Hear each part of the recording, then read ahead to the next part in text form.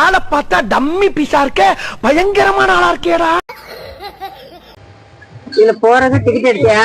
ஆமா, அப்புறம் ட்ரெயினுக்கு டிக்கெட் இல்லாம எப்படி கூட்டு போவாங்க? சீட் இல்லாம ஒண்ணும் இல்லாம பாத்ரூம் வாசல் உட்கார வச்சு எப்படி சீட் டிடிஆர் வருவாங்கல்ல, டிக்கெட் இல்லன்னா இறக்கி விட மாட்டாங்களா? டிடிஆர் வந்த டிக்கெட் அப்ப கீழே சீட்ல கொடுக்கணும். சீட் இல்லாம கொடுத்தா பாத்ரூம் 4 பேர் கோயில் வரல மீட்டு போறாங்க. இதுக்கு சென்டர்ல நம்ம டிக்கெட் புக் பண்ணணுங்க. அது பஸ்லயே போயிருக்கலாம்ல. டிக்கெட் புக் பண்ணணும். வீட்டுல உட்காந்துருக்க மாதிரி நல்லா சாஞ்சி அழகா உட்காந்துருக்கீங்க. பாத்ரூம் போறவங்க ஓயாம உழைஞ்சிட்டு போறாங்க. கோயில் வரைக்கும் பாத்ரூம் போற நல்லா எல்லாரும் உழைஞ்சிட்டு போறாங்க. உங்களை நான் வீட்டுல இருக்க நல்லா வீட்டுல இருக்க வேண்டியதானே? இப்ப ட்ரெயின்ல போனா நல்லா ஜாலியா போயிட்டு நல்லா எல்லாத்தையும் பாட்டு வரலாம்னு வந்தா அது நடு ரோட்ல உட்கார வச்ச மாதிரி நடுரோடா உங்களுக்கு இருக்கிற மாதிரி உட்கார வச்சுட்டேன். கடைசியில இது நடுரோடா உங்களுக்கு?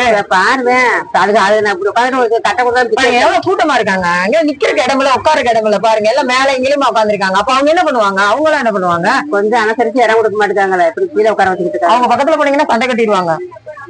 பயமா கொஞ்சம் இடம் கொடுங்க. பரவாயில்லையா? பயமாட்டதான் கொஞ்சம் இடம் கேட்கணும். நானே ஒட்டுலதான் உட்காந்துருக்கேன். எல்லாரும் ஒட்டுலதான் உட்காந்துருக்காங்க. எல்லாரும் அப்படிதான் உட்காந்துருக்காங்க. இல்ல அடுத்த ட்ரெயின்ல வந்திருக்க வேண்டியதானே? இப்ப ஏறி அடிச்சு பிடிச்சி ஏறினீங்க. அடுத்த ட்ரெயின் வர்றதுன்னா நம்ம கவர்மெண்ட் ட்ரெயின் நம்ம போட்டு ட்ரெயினா அப்ப தெரியுதுல்ல. அப்ப உட்காந்துருங்க.